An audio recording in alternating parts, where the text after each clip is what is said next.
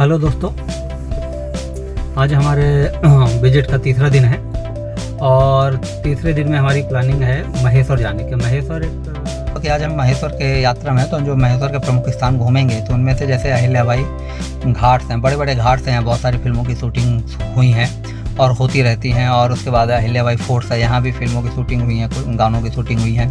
और यहाँ पे अच्छे टेम्पल्स हैं, जैसे सहस्त्रर्जुन टेम्पल्स हैं, काशी विश्वनाथ टेम्पल्स हैं, और बहुत सारी चीज़ें मैथोलॉजी से जुड़ी हुई हैं, हिस्ट्री से जुड़ी हुई हैं, सहस्त्रधारा है। ये सब जो प्रमुख स्थान हम घूमेंगे वो अपने इस ब्लॉग में आपको इसके बारे में सारी जानकारी देंगे। तो बने रहिए मेरे साथ में, मेरे चैनल मोमेंट्स ऑफ लाइफ में। आपका दोस्त विकास।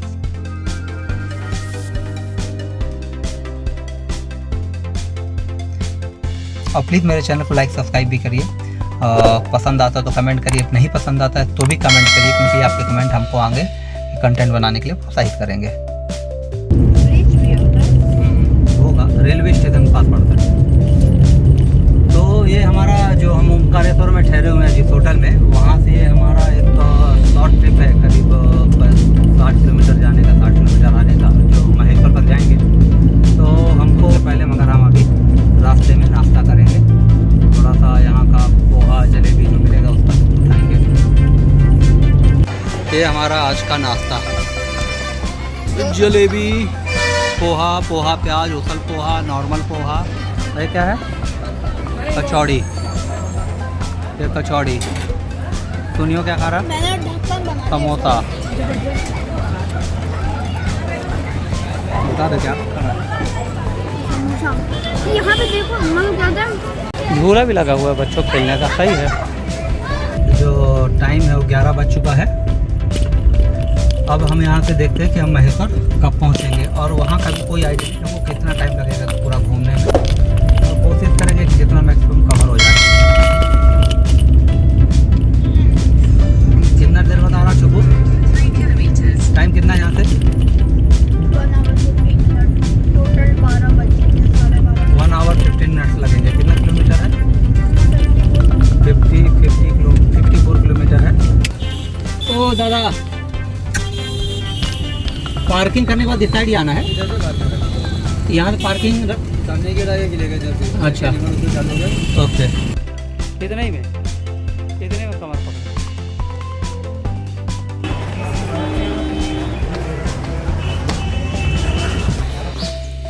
अभी हम लोगों ने बड़ा जो गेट था किले का, वहाँ से एंट्री की है और चारों तरफ में बाउंड्री दिख रहा है। एंट्री करने के बाद जब हम अंदर आए तो यहाँ पे रिहायशी एरिया है, मतलब घर बने हुए हैं, गाड़ियाँ भी खड़ी हैं। दूसरे रास्ते से आई होंगे तो यहाँ सीढ़ी चढ़ के आए हैं। तो और यहाँ कुछ हैंडलूम्स की दुकान भी है। तो जैसे पुराने टाइम में लोग आपकी मूवी में देखते हैं कि बड़ा सा शहर जैसा था और किला चारों तरफ से घिरा हुआ रहता था, है ना, सुरक्षा के लिए, अपने शहर के लिए। तो ऐसा ही पूरा बना हुआ है। दोस्तों, एक चीज़ मैं ये बोलना चाह रहा था कि यहाँ पे मैं जो भी इन्फॉर्मेशन दे रहा हूँ ये मैंने पढ़ी है। कुछ महेश्वर में किला की जो साइट्स है, एमपी टूरिज़्म की साइट्स है, वहाँ पे भी है, वहाँ से पढ़ी है, कुछ हिस्ट्री पढ़ी है। तो जो उसके आधार पे ही जो मुझे इन्फॉर्मेशन प्राप्त हुई उसके हिसाब से ही मैं यहाँ पे इन्फॉर्मेशन डाल रहा हूँ। तो अब हम बात करते हैं राजराजेश्वर टेम्पल की। तो राजराजेश्वर मंदिर एक बेसिकली एक शिवालय है और यहाँ पे 11 दीपों का अखंड ज्योति जलाई जाती है और यह काफ़ी प्राचीन समय से ऐसा यहाँ लोग करते आ रहे हैं। राजराजेश्वर मंदिर को जो सोमवंश है, सहस्त्रर्जुन और कर्तवीर अर्जुन का समाधि स्थल भी माना जाता है। यहाँ पे शुक्ल सप्तमी जो अगन मास में आती है उस समय सहस्त्र बाहु कर्तवीर अर्जुन का जन्मदिवस मनाया जाता है। और यह जन्मदिवस का जो त्यौहार है 3 दिनों तक चलता है। और तीसरे दिन यहाँ पे सभी लोगों को, मतलब जो भीड़ इकट्ठा होती है उनको खाना खिलाती हैं। बेसिकली जो भंडारा बोलते हैं, भंडारा होता है और वो भंडारे के साथ ही इस फेस्टिवल वहाँ पे ख़त्म होता है।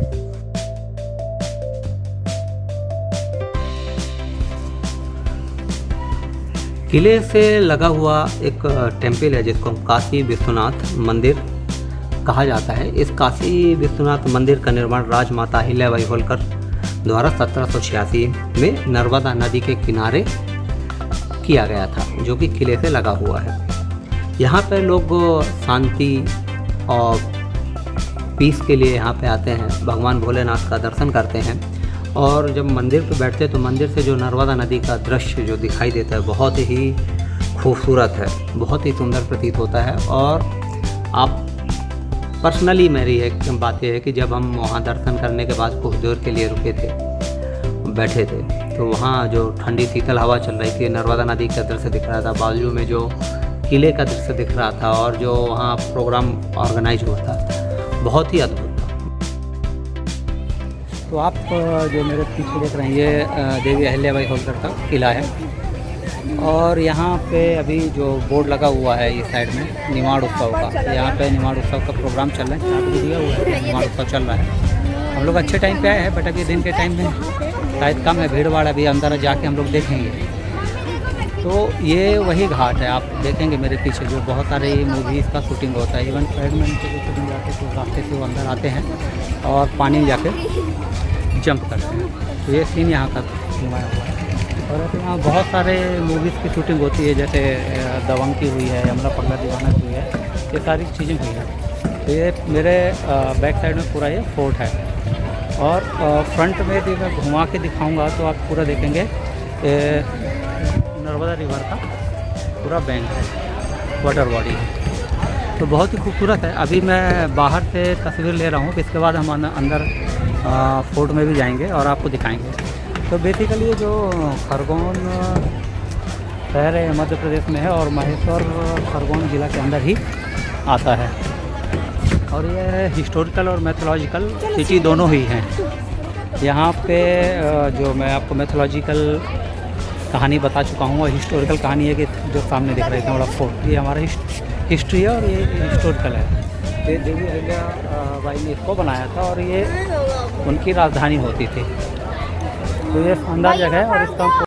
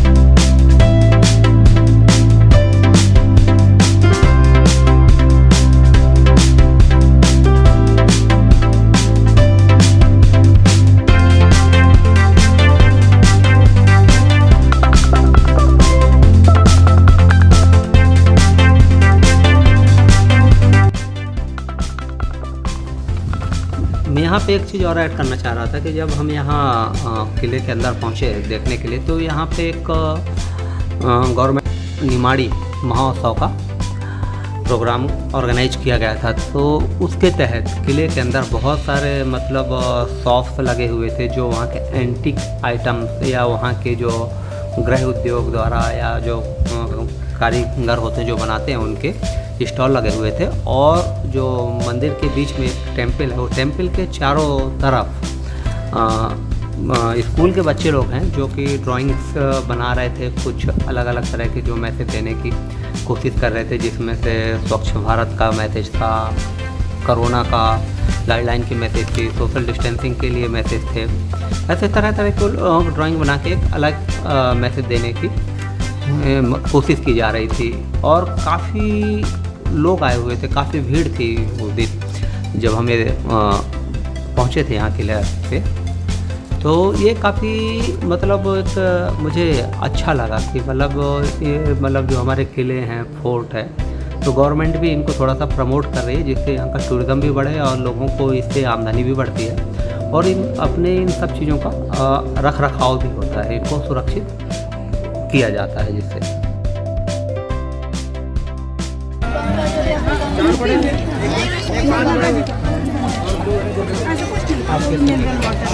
से 2 से 8 व्यक्ति तक के 12 एक बोट का 12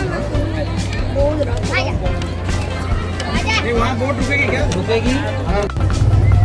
कभी कहाँ जा रहे हैं? बोल कहाँ जा रहे हैं? हम महेश्वर में जो नर्मदा नदी थी, हमने एक बोट राइड लिया था। बोट राइड में 50 रुपये पर व्यक्ति लगे थे, तो हमने 200 रुपये दिए थे। बाकी सिंपली वहाँ पे आप पर्टिकुलर बोट बुक करके भी बाणेश्वर टेम्पल के पास जाके वहाँ पे रुक सकते हैं। उसका 1000-1200 रुपये लेते हैं वो लोग। और हम चूँकि कॉमन बोट में गए थे तो हमको 200 रुपये लगा था और एक ट्रिप में करीब 20 से 25 मिनट लगता है। और कुछ बोट 1200 रुपये लेके आपको सहस्त्रधारा तक भी यहाँ से लेके जाती है। लेकिन हमने बाणेश्वर टेम्पल तक की राइड ली थी। तो जब हम बोट में बैठ के नर्मदा नदी का जब हम घूम रहे थे बोट से, तो एक तो जो नर्मदा नदी का जो दृश्य है ना, बहुत विशाल है। नदी इतनी चौड़ी है कि मतलब देख के लगता है कि समुद्र है, सबसे बड़ी बात है। और दूसरा कि जब हम रिवर से जब बाणेश्वर टेम्पल से जब हम वापस आ रहे थे, तो वहाँ से जब हमको घाट दिखाई देता है तो वो अद्भुत होता, अद्भुत। मतलब आपको लगेगा कि यार क्या विशाल सामने एकदम फोर्ट खड़ा हुआ है नदी से लगा हुआ। मतलब उसकी विशालता देखते ही बनती है, वो अप्रतिम है। मैं उसको शब्दों से बयान नहीं कर सकता। बाकी जो अनुभव और फीलिंग है वहाँ जाके जो मिलती है वो वहीं पे मिल सकती है। एक तो जो नर्मदा रिवर का बैंक है, भगवान भोलेनाथ के बहुत सारे टेम्पल है धरती, वैसे ही पवित्र धरती है। उसका ऑलरेडी ही अपना एक महत्व है जो मन को सुकून और शांति देता है। तो बहुत बढ़िया अनुभव था बोट राइड का भी, और बहुत अच्छा था और अच्छी फैसिलिटी है, वहाँ पे जाना चाहिए।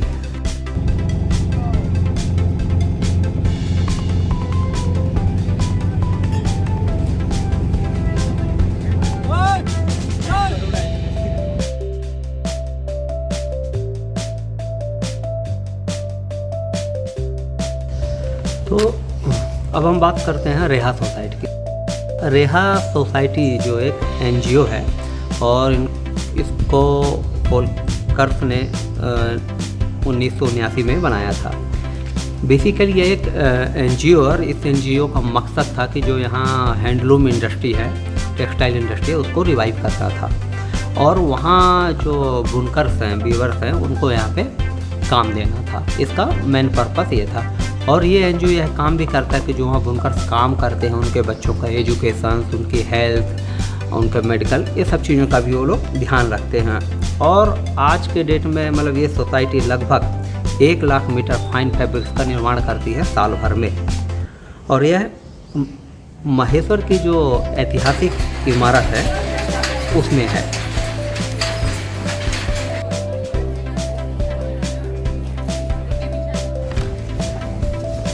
हमारा नेक्स्ट पॉइंट था राजवाड़ा। राजवाड़ा यह जगह की यात्रा जरूर करनी चाहिए। यह जगह किले के अंदर ही आती है। यहाँ पर राजमाता अहिल्याबाई होलकर बैठकर शासन चलाती थी और अपने प्रजा के साथ न्याय करती थी या उन्हें न्याय दिलाती थी। राजवाड़ा में माता अहिल्याबाई की एक बैठी हुई प्रतिमा है। उस समय में उपयोग होने वाले बहुत सारा सामान राजवाड़ा के अंदर है, जो उस समय मतलब रानी अहिल्याबाई खुद उपयोग में लाती थी। पैलेस के सामने राजवाड़ा के पास ही एक 13 फीट ऊंची मिश्र धातु की अहिल्याबाई होलकर की प्रतिमा है। लोग इसकी पूजा करते हैं। और जो रानी अहिल्याबाई होलकर थी, जो उनके कथन थे या उनके वचन थे जो आज भी लोगों के लिए सिरोधार्य हैं, उनका मानना था कि भगवान ने जो उन्हें जिम्मेदारी दी है और उस जिम्मेदारी को निभाने के लिए जो पावर दी है वो उसका पालन करती हैं। और उनका ये कहना था कि ये उनका धर्म है कि अपने में प्रजा के हितों की रक्षा करूं, उनकी सुरक्षा करूं, उनके आने वाले जीवन के कष्टों को इससे उनको दूर रखूं। और उसके लिए जो उनके द्वारा किए गए प्रयास हैं, चाहे वो सफलता हो चाहे असफलता, उसके लिए वो खुद जिम्मेदार हों, किसी और को दोषी नहीं मानती हैं। और क्योंकि वो सारे कार्य उन्हें अपनी क्षमता और ताकत के हिसाब से किए हैं सब, और यह सब भगवान का है। भगवान ने मुझे केवल यह जिम्मेदारी निभाने के लिए यहाँ पे भेजा है और मैं अपने कर्तव्यों का निर्वहन करती हूँ। तो ऐसा उनका मतलब मानना है। और अहिल्याबाई देवी अहिल्याबाई होलकर ने करीब 29 सालों तक वहाँ पे शासन किया और अपने शासनकाल में उन्हें बहुत सारे मतलब घाट बनवाए, टेम्पल बनवाए, बहुत सारे धार्मिक स्थलों में जो मंदिर वगैरह टूट गए थे उनका जीर्णोद्धार किया।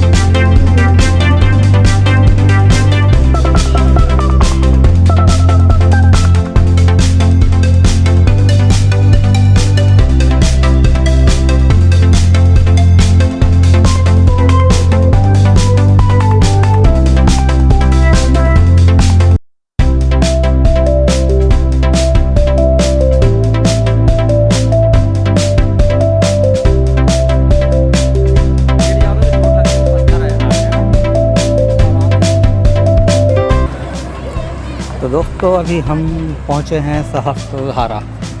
ओम महेश्वर किला घूमने के बाद अभी हम सहस्त्रधारा आए हैं और सहस्त्रधारा क्या है ये जानने की हम कोशिश करेंगे। तो सहस्त्रधारा एक मतलब विलेज है और वहाँ से नर्मदा नदी सामने पड़ती है। तो उस जगह का इम्पोर्टेंस क्या, मैथोलॉजिकल महत्व है। सहस्त्रधारा क्या है कि वहाँ जो राजा हुआ करते थे बहुत समय पहले, सहस्त्र अर्जुन। तो सहस्त्र अर्जुन एक बार क्या हुआ कि वह अपने पत्नियों के साथ खेलने के लिए नर्मदा नदी के घाट पे आते हैं। तो वहाँ पे खेलने के लिए जगह कम थी क्योंकि उनकी 500 रानियाँ थीं। तो उन 500 रानियों खेलने के लिए जगह कम पड़ रही थी। तो उन्होंने अपने स्वामी से आग्रह किया कि स्वामी ये जगह तो हमारे खेलने के लिए कम है। तो सहस्त्र अर्जुन के पास क्या हज़ारों भुजाएँ थी, तो उन्हें अपने हज़ारों भुजाओं से नर्मदा नदी के रिवर के प्रवाह को रोक दिया। और प्रवाह को रोकने के बाद वो वहाँ पे अपना खेलना चालू कर दिए। तभी उस समय रावण भगवान भोलेनाथ की प्रतिमा लेके वहाँ से निकल रहा था। वो देखता है कि नीचे काफ़ी जगह खाली है, तो क्यों ना भोलेनाथ की प्रतिमा को यहाँ रखकर मैं इनकी पूजा अर्चना कर लेता हूँ, फिर मैं अपने आगे की यात्रा करूँगा। तभी सहस्त्र अर्जुन की पत्नियों का खेलना समाप्त होता है और वो जाने लगते हैं तो सहस्त्र अर्जुन ने अपनी भुजाओं को हटा देते हैं और वहाँ से पानी का प्रवाह आ जाता है, और जिससे भगवान भोलेनाथ वहीं पानी पे डूब जाते हैं। और वहाँ पे आज भी एक टेम्पल है भगवान भोलेनाथ का। और उसके बाद रावण ने उनसे आर्गूमेंट करने लगा, तो रावण को अपने साथ पकड़ के ले जाते हैं और घर में बच्चों खेलने वाले पोल से उसको बांध देते हैं एक सज़ा देने के लिए। तो यहाँ की एक ऐसी स्टोरी है।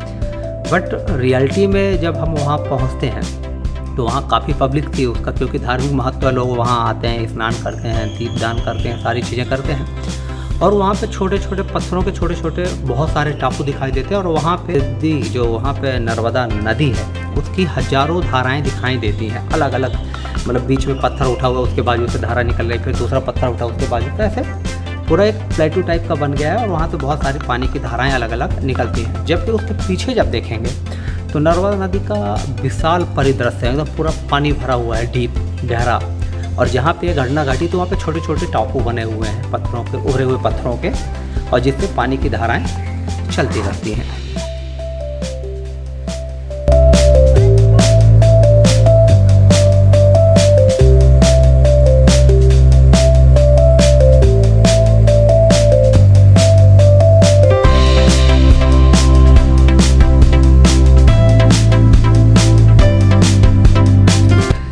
तो आज हम अपना महेश्वर का विजिट अब कंप्लीट कर चुके हैं। लास्ट हम सहस्त्रधारा देख के वापस जा रहे हैं ओमकारेश्वर की ओर। तो महेश्वर से निकलने के बाद 6 किलोमीटर 7 किलोमीटर पे मंडलेश्वर पड़ता है। ओवरऑल विजिट हमारा बहुत अच्छा था और मज़ा आया और सारी चीज़ें हमने देख ली। आज यहाँ पे मतलब नेवाड़ महोत्सव का आयोजन भी किया हुआ है जो कंटिन्यू 3-4 दिनों तक चलेगा। तो बहुत सारी वहाँ प्रिपरेशन और तैयारियाँ भी चल रही थी महेश्वर घाट पे और अहिल्याबाई फोर्ट पे। तो वहाँ लाइटिंग शो वगैरह सब रात में होगा, क्योंकि हमको सुबह कल 4 बजे निकलना है ओमकारेश्वर से। तो इस वजह से हम यहाँ नहीं रुक पा रहे हैं। और वैसे भी क्या है, यहाँ पे प्रदेश के मुख्यमंत्री आने वाले हैं, तो उस वजह से ट्रैफिक और सिक्योरिटी वगैरह बहुत ज़्यादा है। तो यदि रुकना भी चाहते तो हम भीड़ भाड़ में फंस जाते तो जल्दी निकल भी नहीं सकते थे। तो इस वजह से हमने डिसाइड किया कि भैया प्रोग्राम तो नहीं देख पाएंगे, हमको अब यहाँ से चलना चाहिए, क्योंकि हमारा शेड्यूल थोड़ा सा टाइट है। तो इस वजह से हमने अपना दिन बहुत अच्छे से गुजारा और सारा अच्छे से घूमा पूरा हमने। और ओवरऑल हमारा दिन तो अच्छा था, बच्चों का दिन अच्छा था, उनके चेहरे खिले हुए हैं, पीछे से दोनों देख रहे हैं। अगर मालूम होता कि क्या होता है वो इवेंट होना होता तो शायद थोड़ा जल्दी आ जाते इधर। सुबह जल्दी आने से नहीं होता, लेट आना हो तो रात को रुकना पड़ता। कर लेते कि कैसे फिर भी हम यहाँ पे करीब 12 बजे आ गए थे। गर्म होता है एरिया, तो गर्मी में थोड़ा सा टेम्परेचर ज़्यादा रहेगा तो फोर्ट वगैरह घूमने थोड़ा सा तकलीफ होती है। बाकी सभी सीजन्स पे आप जा सकते हैं। गर्मियों में आप इवनिंग में जा सकते हैं। शहर में रहने के लिए फैसिलिटी भी अच्छी है, कोई ऐसा नहीं है कि आप नहीं रह सकते। और यह जगह जो है बहुत ही अच्छे से कनेक्टेड है ओमकारेश्वर से, उज्जैन से, इंदौर से, सारे बड़े शहरों से, आसपास के बड़े शहरों से अच्छे से कनेक्टेड है। और आसपास के एरिए में बहुत सारी अच्छी जगह हैं जहां आप घूमने का प्लान कर सकते हैं। आपको 4 से 5 दिन का 6 दिन का एक ट्रिप बना के आसपास के एरिया को बहुत अच्छे तरीके से घूम सकते हैं। बहुत ही खूबसूरत जगह है। यही मेरा अपना एक्सपीरियंस और कंक्लूजन है। सेफ़ है, सुरक्षित है, कोई भी किसी भी तरह की समस्या नहीं है। रहना खाना बहुत सस्ता है, तो कोई प्रॉब्लम नहीं। आप इन सब जगहों पे बहुत ही आसानी से अच्छे से कम खर्चे पे घूम सकते हैं।